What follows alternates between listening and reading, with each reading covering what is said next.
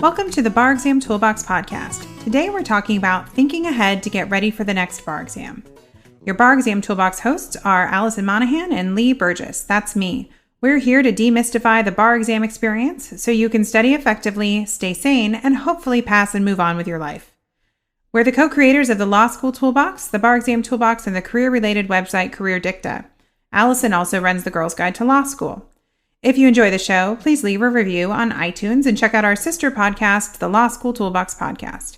If you have any questions, don't hesitate to reach out to us. You can reach us via the contact form on barexamtoolbox.com, and we'd love to hear from you.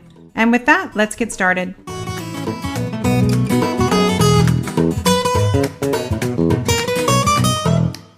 Welcome back to today's Law School Toolbox Podcast. We are going to be talking about a very important topic, thinking ahead for getting ready for the bar exam. Now, if you're listening to this particular episode as a 1L or even a 2L, you might be thinking you can skip it because the bar is years off, but that is a huge mistake. It's actually important to keep bar prep on your radar throughout your law school experience because it'll make sure you're ready for exam day with a personalized plan that works for you, and there are just certain things that you really don't want to overlook. So before we dive into the details, Lee, what do you think is the biggest mistake law students make when thinking about bar prep? Oh, I think the biggest mistake is really thinking that a one-size-fits-all approach is absolutely going to work for them. Because I think that's the message that is given at law schools and maybe by certain bar providers. Right, and there's just kind of this thing like, oh, you don't have to worry about the bar. You can just take this course and like everybody passes. Right, just take this course and do everything they tell you and you'll be fine. Which is true for a portion of the population, but well, the portion who passed. Right. But I think a lot of students seem to just throw out all this knowledge they have about their personal needs and their personal strengths and weaknesses. You know, if you're somebody who's always worked with a tutor, you know, since high school math, because you just need someone to give you that personalized attention, why do you think that you're going to be fine just listening to audio lectures to get ready for the bar exam without any personalized help? Or if you're somebody who, you know, who hates listening to things and doesn't retain any information listening to lectures, why do you think that that would be the best way to prepare for the bar? So you just have to keep in mind what your strengths and weaknesses are and evaluate your options. So when you take the dive into your bar prep, you actually have an approach that you're pretty sure is going to reflect your needs. Yeah, it's interesting. It's like people give up all of their sort of critical reasoning facilities when they start thinking about the bar, and it suddenly, you know, it was like your first semester of 1L, you get all these sort of scare tactics of like, you got to buy now, but and like, oh, okay, I'll sign up. And it's like, why? Like, I just remember kind of being mystified by the whole thing. I was sort of like, well, how would I even know? Like, I've never even been to law school. Like, how would I know what's going to work for me 3 years from now? Like, I'm so confused by this whole thing. I mean, it makes sense from a marketing perspective, like get them in early. You know? Right, before they have critical thinking skills. Right, but also before you know, yeah, like what you need to do. I mean, for me, you know, you mentioned listening to lectures. The idea that I would sit in a classroom or like listen to a tape or, you know, whatever on my iPad, blah, blah, blah, for like, I don't even know, like 4, 6, 8 hours a day, it struck me as like an absolute living hell. I was like, you could not, like, not only will I not pay thousands of dollars for this, like you couldn't pay me enough to do this. Right. And so I never signed up for Barbary. I mean, you can read the post about how I think you can pass the bar without Barbary. Thanks, Barbary. Yeah, we'll go ahead and link to that in the show notes. Yeah, we'll just put those posts in the show notes. Thanks, Barbary. They're some of the most popular ones on the site, actually. But no, the reality is like I knew that you know, there's nothing against Barbary particularly, but I just knew that was going to drive me completely insane. And I wasn't going to learn anything. And I was still going to have to do whatever I would do to learn the material anyway. So I just skipped it. Yeah. And people thought this was crazy. Yeah. It's a lot of fear, I think, around this topic. I mean, I call it the culture of fear. It's being fed by a lot of different institutions and individuals. I think the schools want you to be scared to encourage you to study. The bar providers want you to be scared to encourage you to spend a lot of money on bar prep. But that doesn't mean that you shouldn't make smart decisions for you just because it's scary. And it's, you know, I think you just have to separate out that fear, which is a legitimate fear of like, this is a lot of material to learn. I have to like figure this out, like I've got to work hard and make sure that, I do as well as I can and take this test once, hopefully, from the sort of fear mongering of, if you don't sign up as a 1L, your life is over. It's like, that's ridiculous. Yeah. I mean, that doesn't make any sense. Yes, 100%. So if you're a 3L, we kind of have compiled a list of things that we think you should be thinking about now going into your bar prep. And probably the first is what we've already started talking about, is selecting a bar review provider. So there are a lot of things you should consider when selecting a bar review provider. I think the first thing is really cost. They range, there's a huge range of costs for a bar review. Well, and I think the good news is there's some newer options that weren't necessarily available when you and I were in law school. Right. That have, have increased competition. I think they probably made everyone's products better. I agree. It's not, it's still sort of a monopoly business or, biopoly. I don't know. I never took antitrust, but there are a couple of big players, and then you have the sort of upstarts who are fighting for market share. Right. And I think that's a better position for people who are taking the bar to be in than when you just have like one behemoth. For sure. And it used to be that pretty much if you had a law firm job, your firm was just going to pay for your bar prep. So it didn't really matter what you spent, you were going to get money. And that's not the same reality for a lot of folks. And so if you are paying out of pocket for bar prep, you need to think, do I have $2,000, $3,000 or more $1,000 to spend on this experience? Or, do I need to explore some of these other options so I only pay, $1,000? Because one of the things I think people don't take into consideration is it's actually very expensive to even sit for the test beyond even studying for it. It's hundreds and hundreds of dollars to file your, moral character applications, hundreds and hundreds of dollars just to apply to take the test. There's a laptop fee. There's a hotel if you want to stay by the testing center. I mean, there's a lot. Not to mention like the 2 or 3 months you're taking off of doing anything else productive to study. Yeah, just that too. So, it's very smart to just think through cost and pick something that is going to match, your needs, but also not make it so you can't feed yourself during the bar exam. Yeah. And I think sometimes there's this tendency to think like, oh, if I just buy the most expensive option, that it's the magic bullet is going to guarantee that I pass.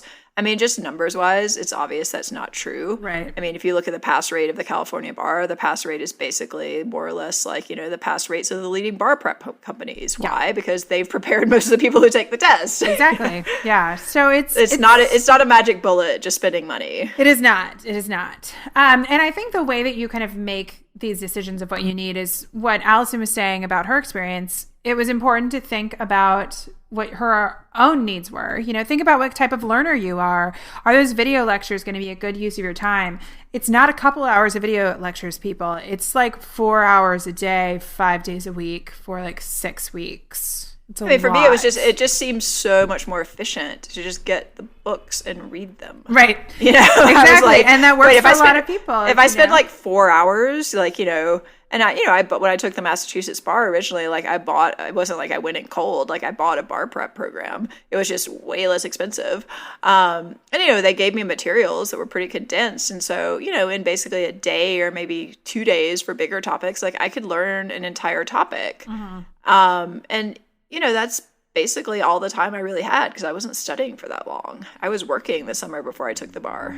And, I also think people need to take into consideration how much accountability you need. Some people I think like to go to a physical classroom and listen to a lecture just because it makes them go somewhere. Some people really can't manage their own schedule for that long doing things they don't want to do, which nobody wants to study for the bar. So, I think you have to really think through what are your individualized needs and what prep plan is going to match those needs.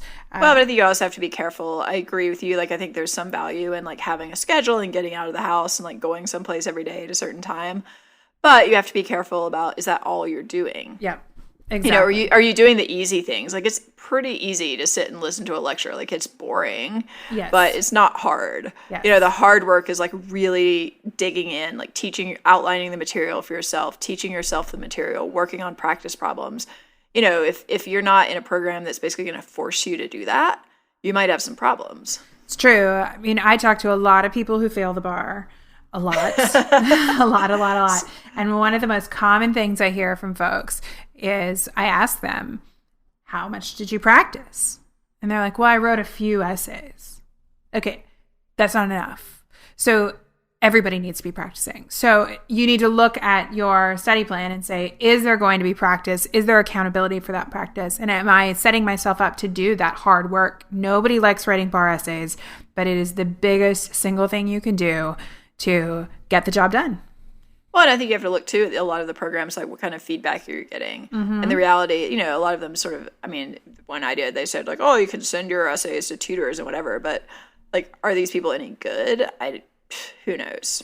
And often, how much time do they have to spend to give you different levels of feedback? I think sometimes people think, well, I'll submit it to get feedback. And that's great. If you get that feedback and say, this isn't the level of detailed feedback that I need. I need somebody to like redline my work. Yeah, you're going to get like a plus or a minus. And it's like, oh, okay. Or you might get some, comment bubbles on your page. And then if you leave that scratching your head saying like, well, this isn't really working for me, then it's time to change course and find some other resources to help you out. Because again, I talk to people and they say, well, I knew it was going poorly, but I didn't know what to do to change course. And you don't want to do that.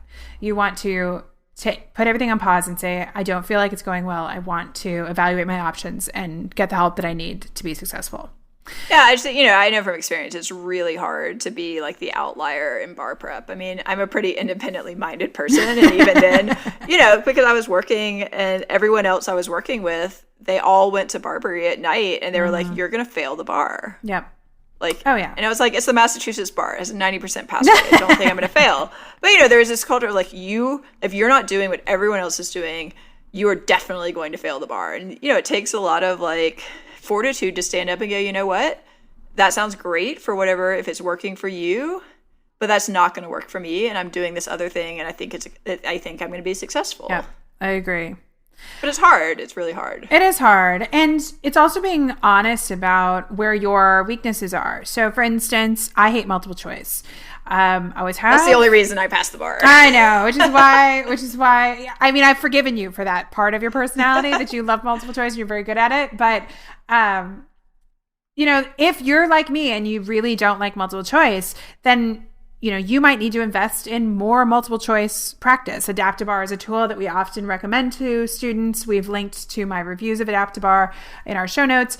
But it's just one example of, a student being able to say, I need more help with the MBE multiple choice portion. So I'm going to go get that help somewhere else. Yeah, and that was actually the main reason I signed up for the course I did, is that they had like an early version of Adaptabar type of things where they did sort of spaced repetition, and it was a computerized version. And so, you basically were constantly getting the questions that you had missed consistently, and that's not fun. It's really hard work. But it makes you a lot better than just taking a random set of 30 MBE questions. If they're giving you 25 questions out of the 30 that you have missed before, yep, you're eventually going to stop missing those questions. Yeah, exactly. And it's going to make you a lot better, a lot faster than just randomly like, oh, I'm assigned to do 100 questions. I guess I'll just sit down and do 100 random MBE questions. For sure. So all of this should just convince you that the one-size-fits-all approach may not be the right answer. So if you're a 3L and you're in law school and you're thinking about what your bar prep options are, open your mind, investigate lots of different options, because it may end up being better for you in the end. Yeah, because the goal is to pass. It doesn't matter how you get there. Yeah, nobody's going to know how you got there. All anybody cares about is whether your name's on the pass list. Exactly. Okay, some schools actually have some bar prep programs, depending on your school. Sometimes certain bar review providers actually run programs at your school. Depends on the law school. But the ABA actually allows law schools to give class credit for prep classes. So I've taught some of these classes. And my law school had one on just the performance test portion of the California bar. And I taught another class that was more like a survey of kind of the overall California bar. So when you start bar prep, you've kind of done some of this work before. But you should at least look at these classes and strategically evaluate if they will work for you. But they generally are a good idea because, one, you're already paying for them. So it's included in your tuition. But it also gives you a bit of a leg up going into bar prep, that you're not starting from scratch. And sometimes they tailor those classes to what the general student body at that school is struggling with or has struggled with in the past. And so it can be a good targeted approach, and you should take advantage of it. So find out what those classes are at your school and just think about when you want to take them. You usually want to take them your last semester of law school. Yeah, I think it's just a good idea. Anything you can do to sort of avoid that overwhelm of like, oh my gosh, I have how much new information to learn in the next 8 weeks? I'm going to lose my mind. Yep. If you've seen a lot of the stuff before, particularly if you haven't actually taken a class on it, which you're not, almost no one is going to show up to the bar exam having taken a class on every single thing that could possibly be tested, just because they have a very wide range of things that could be tested. Exactly. And that's another thing we want you to start thinking about, whether you're a 2L or a 3L, is what bar electives that you want to take. So bar electives, if you've never heard this term before, is a class that is on a topic that is tested on the bar exam. Right. So, for example, in California, it might be community property. Right. Wills and trusts. In a lot of states, like wills and trusts is a big one. Like, that's the sort of complicated area, and it's on most bar exams. Corporations, partnerships. Yeah, things like that. Yeah. So you want to see what your bar elective offerings are at your school. And I wouldn't recommend only taking bar electives while you're in law school, because that would just be misery. You should take some fun electives too. But you do want to take a good chunk of them. I really think you should take all of the core subjects that are tested on the multiple choice portion of the bar, which is called the MPE, which is evidence, criminal procedure and criminal law, contracts, civil procedure, torts, property, and constitutional law. Many of these classes are probably going to be required in law school, but you should take evidence. Everybody should take evidence. Yeah, I took evidence. Someone finally told me, you should really take that. I think the judge required it too, that I was working for. But so I took that my last semester, but I never took criminal procedure, and I really struggled on the Fourth Amendment questions on the MPE. Because I had taken this other class with this absolutely insane professor who thought that it was a war on terror seminar, and she literally thought that the police should be able to do anything they wanted. So she just told us that's what the law was. So I literally missed every single Fourth Amendment MBE question for weeks until I was like, oh, no, this is not the law at all. She just made that up. Yeah. But I think I would have been better off. I would have been a lot more comfortable if I'd taken criminal procedure. Yeah. And it's just an interesting class to know something about. And it's one of those life skills classes, I think. Yeah. It's when your phone rings, that's going to be what they're asking about. Yeah, somebody got pulled over at a traffic stop and they went into the trunk or whatever. Yeah. It's that. And I had a family law professor who said everyone should take basic family law, because that's the other set of phone calls that you always get from your friends. Exactly. No, I've done a lot of semi pro bono divorce filings for friends. I'm not officially representing you, but I'll help you fill out the form. There you go. So, you should just make a list of the bar subjects that are tested in the jurisdiction you're planning on taking and see, where the gaps might be. Sometimes students will say, oh, well, I wasn't planning on taking, all of these classes. And then they'll make a list. And I'm like, that's too many not to have taken. Some are just smart to have taken. But, you don't want to have a huge chunk of the bar be... You don't want to have taken none of them. Yeah, you don't want to have taken none of them. So be smart about it, and be thoughtful about it as you put your schedule together. Yeah, you probably don't need commercial paper as a specific class unless you're going into some weird area. No, or in California, I had taken community property, but I did not take wills and trusts. And that's another one that I kind of wish I had taken. Yeah, I almost took it my last semester, but I switched it for federalism in the family seminar. It was a tough call. I didn't love the professor who was teaching wills and trusts that semester, and so I opted out of it. But every time I do something like work on our wills and and do our estate planning, again one of those it would be useful to know, kind of personal income tax. It would have been useful to know something about this. I know. I really wish I'd taken Fed tax too, and I wish I'd paid more attention in corporations now that I own my own business. But I didn't. Yeah, I don't these know. are things you learn after you have no longer opportunities to just take classes in law school. Yeah, but the good news is you can always just get the bar books and read them if you really want a primer. You can be a quick study. Another thing that I think people forget that they need to do to get ready for the bar exam is actually fill out extensive paperwork for bar admission. So the state bars don't just, shake your hands. You pass the test and congratulations, you're a lawyer. There are other boxes that need to be checked. And typically that includes some sort of moral character is what it's called in California, Do you remember what it's called back east, Allison? They call it different things, different jurisdictions. Yeah, I remember in Massachusetts, there's this crazy requirement where you have to get like a personal letter attesting to your character from someone who's practicing law in the state. Wow. Which, like, I had never lived there. It was kind of a big problem. Mm-hmm. That is pretty crazy. So there may be these weird requirements. I mean, we've gotten emails from people who are like, I've passed the bar, but there's some crazy requirement that I can't fulfill. And it's like, you want to know that in advance. Exactly. So find out what those requirements are and take steps to do them. For things, and they're going to require like your entire life history. I mean, literally every address that you've ever lived at in your adult life, including college. Mm-hmm. One tip, a good place to find these addresses, either your credit report or where you've sent Amazon packages. It's very true. Thank you, Amazon, for keeping records Basically, you're of my like, entire what was life. that co-op I lived in Berkeley for like 3 months? Mm-hmm. Oh, it's on my credit report. Yep. Yeah, it takes a long time to go through this stuff. And then certain states, they kind of want you to do it. I mean, you don't have to, but they prefer that you do it early, right? Like, doesn't California want you to do something as a first year? Well, I mean, you just kind of fill out a form online as your first year. That's not a big thing. Right. But like, I mean, if you didn't do it, I remember there was some like thing because I hadn't told them I was going to take it.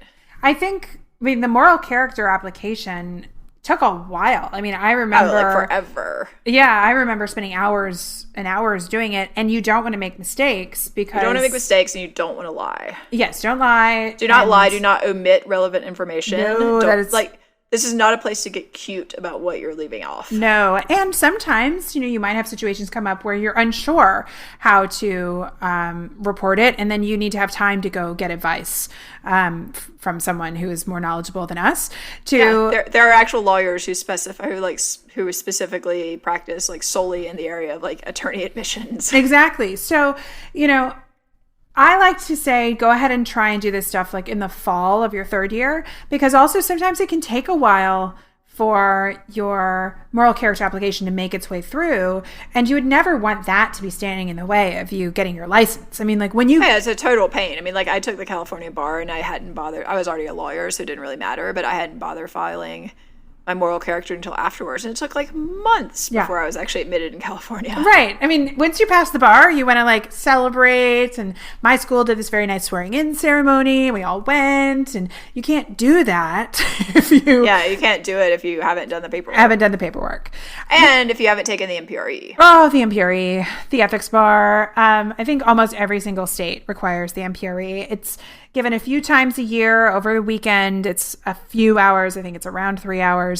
So it's like a morning activity. You got to study for it. It's multiple choice. Most people like to wait until after they've taken ethics or professional responsibility, which is fine. But you have to study for it like you need to study for the driving test. You can't just go in cold and just say, well, I guess I can guess the right answer. Because it was harder than I thought. Yeah, they test some really detailed stuff. Like, you have to know it. You do. So you need to practice. But lucky for you, unlike regular bar prep, a lot of resources are free for the MPRE. A lot of bar prep providers provide you with MPRE materials in order for you to try out their bar prep services to see if you will like them. That's one of the other reasons why to delay deciding which bar review provider, because you can kind of shop around and see what you like. So use their free resources to see which one you find is going to be the best to help you for the MPRE. Yeah, definitely. And the other thing is that you probably want to schedule this so if you do not pass on the first time, you have time to take it again before you graduate. Very true. Because I remember I, of course, as I always would, had put this off until the very last possible admission. And when I was in law school, like a day or two before, kind of got the book and was like, oh, wow, this is way harder than I expected it to be. I'm really not prepared for it. And I might fail it. Yeah. And if I had, I would have had to take it again, like after I took the bar, and that would have been a total pain. So, yes. And even at Columbia, I had friends who failed it the first time they took it. So, not meaning you're not ethical. Just it's just a test. Just like things happen. Things do happen. And, so luckily in those cases, they had taken it earlier and they were taking it for the second time when I was taking it for the first time. Yeah. So don't leave it to last minute, please, please, please. Okay. What about finances? Because I think another place people forget to think ahead is that you are likely going to want to study full time if you are taking the exam for the first time, especially. And so you're going to need money to survive over the summer, while you're studying, and sometimes even after that while you're waiting for bar results, because it can be very hard to get a job while you're waiting for bar results. Yeah, I mean, basically, unless you have like a firm job or government position or something waiting for you, almost no one is going to hire you as an attorney. Well, they can't hire you as an attorney, but they're not going to hire you at all until you get your bar results. Because I mean, think about it from their perspective. Why wouldn't they just wait a few months and just make sure you pass? Yeah, and some firms won't even start their official start dates until September or October. So you still might have like a while before you're going to get that first paycheck. So yeah, definitely. You need to kind of figure out what that is going to look like. Some people borrow money. They call them bar loans. Some people decide to, move home and live with family or friends to try and save money so they can really eliminate as many financial stressors as they can. Yeah. I mean, I had friends who like worked as waitresses at night, after studying all day, which seemed hard, but, they were like, well, it allows me to eat. So that's just what I'm going to have to do. So whatever your personal situation is, you definitely need to think through how this is going to work, because I've seen financial stressors that were avoidable really derail someone studying, and that's what you don't want. Right. And I think this is a time where, like, to the extent possible, like, you really want to have your emergency fund in place, for example. It's like, if you start having car trouble or, like, your cat gets sick or whatever, like, these are things that can become really a problem if you are dealing with, like, a huge meltdown situation that could have been avoided in the middle of your bar prep. Right. Exactly. And those are great examples, too, of stress coming up during bar prep. So yeah, this is going to be a stressful experience for everyone. It doesn't matter who you are. It is an incredibly stressful experience. It is probably, studying for the bar is probably some of the least pleasant, like, weeks of my life. Yeah, they aren't high on my list. No. So if you don't have some skills to manage stress now, it's a great idea to think ahead and start practicing taking care of yourself. Try things like meditation. Try making sure you have exercise in your plan. And if you are someone who really, really struggles with anxiety, please reach out and get some professional help. There are actually therapists, both traditional therapists and hypnotherapists, and folks who actually do work with bar studiers or people getting ready to study for the bar, because testing anxiety is so crippling. It can cause very, very brilliant people to just completely bomb this test. Yeah, I mean, I think, with the students, a lot of them that we work with, I think, for a huge percentage, that's at least some portion of the problem. And in some cases, it's really the whole problem. Yeah.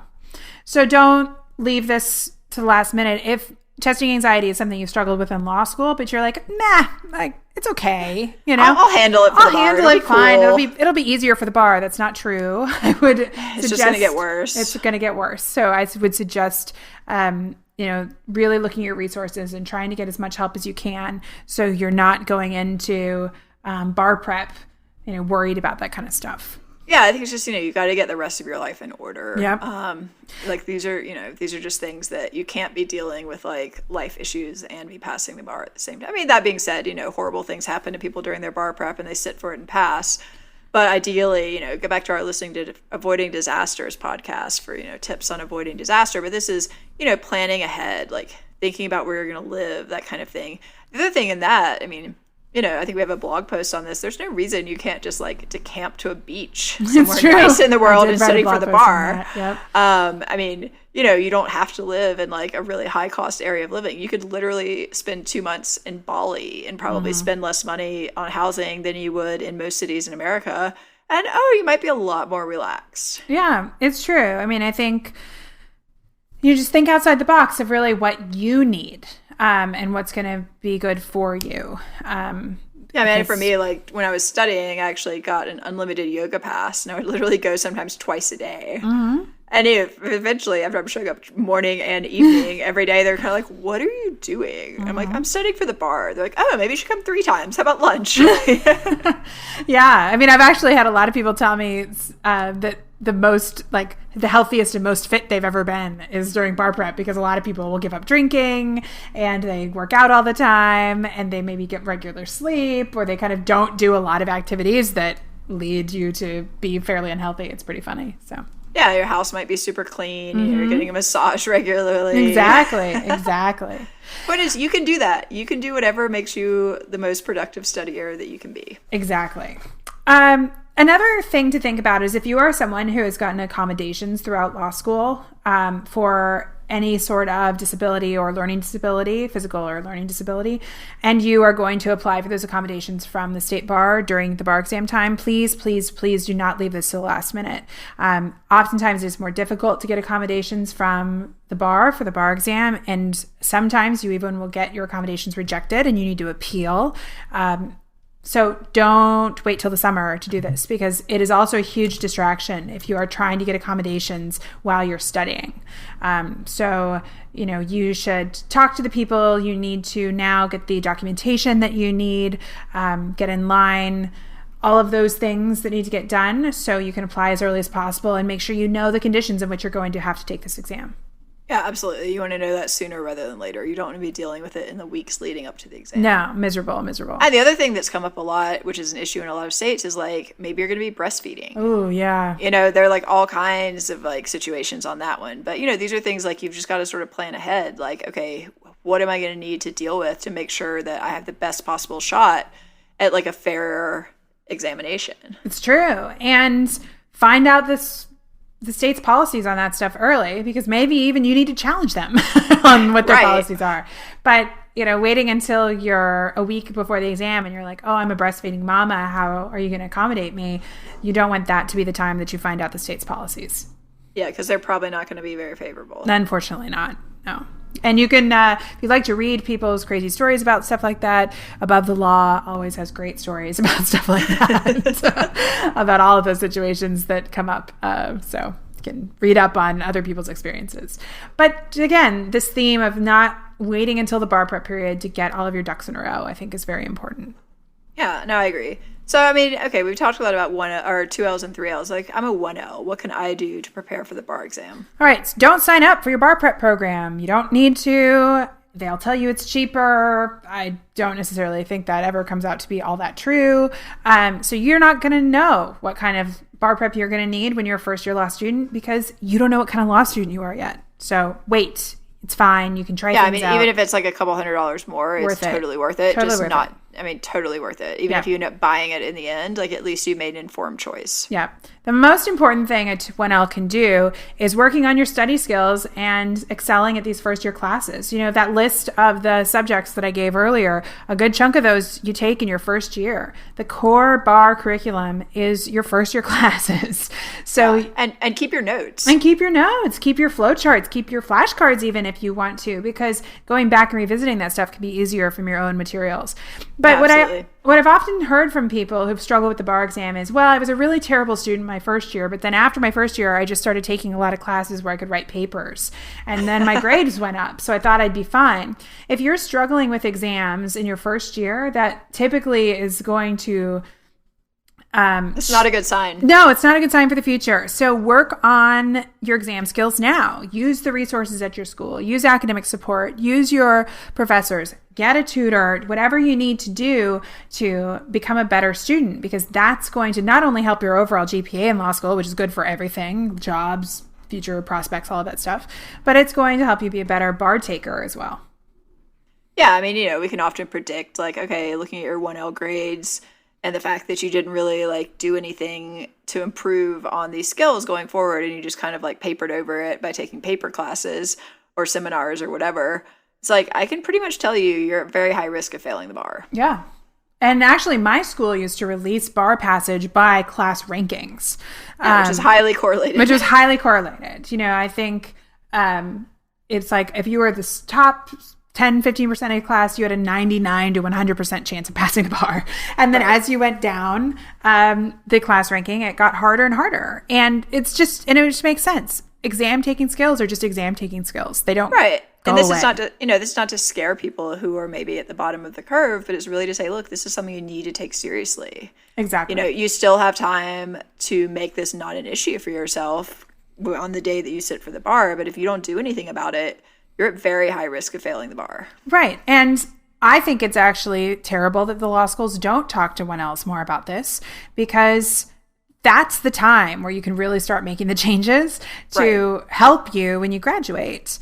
To me, it's sad when somebody graduates with this false sense of security that they may have gotten up their GPA, but they haven't bettered their exam taking skills. And then they get into a cycle of failing the bar exam, which is an expensive and really personally challenging thing to go to. If that can be avoided, than it should be. Yeah, it's just so demoralizing. It is. And, it's not something you want to be dealing with if you can avoid it at all. That being said, if you are in that situation and you do fail the bar, there are plenty of ways you can get back on track and pass again. So it's not like it's not impossible. It's just something that ideally you would not go through if you can avoid it. If you can avoid it, I would rather that not be a life experience you have to live through. There's plenty of other could be character building, but so are lots of other things. Exactly. Like going to yoga school. It might be more fun than failing the bar. That's right. All right, so those are just things to keep in mind as a 1L. Just, don't just think I don't have to pay attention to any of this stuff because it's so far away. Just keep it in mind that the ultimate test of your exam taking abilities will come after you graduate, and so you're working on those skills the whole time you're in law school. Yeah, and if you don't pass, you can't practice law. Yep. That's kind of a big problem. It's a big problem. So, and with that, we are out of time. But before we finish up, I want to take a second to remind you to check out our blog at barexamtoolbox.com, which is full of helpful tips to help you prepare and stay sane as you study for the bar exam. You can also find information on our website about our courses, tools, and one-on-one tutoring programs to support you as you study for the UBE or California bar exam. If you enjoyed this episode of the Bar Exam Toolbox Podcast, please take a second to leave a review and rating on iTunes. We'd really appreciate it. And be sure to subscribe so you don't miss anything. If you're still in law school, you might also like to check out our popular Law School Toolbox podcast as well.